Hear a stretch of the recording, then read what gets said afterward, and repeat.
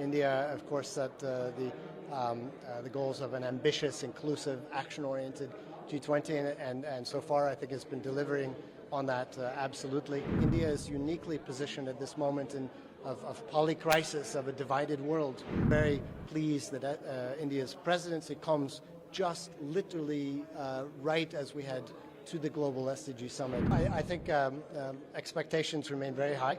India, of course, set the goals of an ambitious, inclusive, action-oriented G20, and so far I think it's been delivering on that absolutely. It's been an incredible experience at this kind of midpoint, I think, for all of those engaged in the G20 process. First of all, to experience so many amazing parts of the country and the culture. But I think that the discussions are very, very timely. India is uniquely positioned at this moment of polycrisis, of a divided world, to play a very constructive, positive role in bringing together countries, certainly at the G20 and beyond, across different divides, north, south, east, west, and such.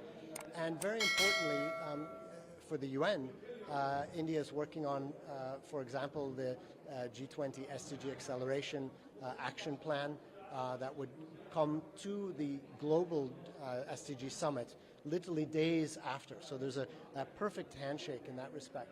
We're also hoping, the Secretary General is hoping that the Secretary General's stimulus plan, SDG stimulus plan, can find traction within the G20 platform, and I know that India's presidency is working on that. So many components are aligned with the presidency's priorities.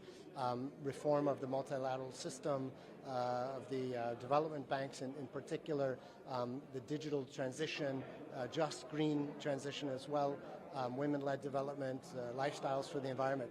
So we see an excellent alignment of priorities between India's presidency of G20 and the SG's call for rescuing the SDGs at this critical moment of time. So we're very pleased that India's presidency comes just literally right as we head to the global SDG summit at the General Assembly in New York this September. So very optimistic that we will see great results from this presidency.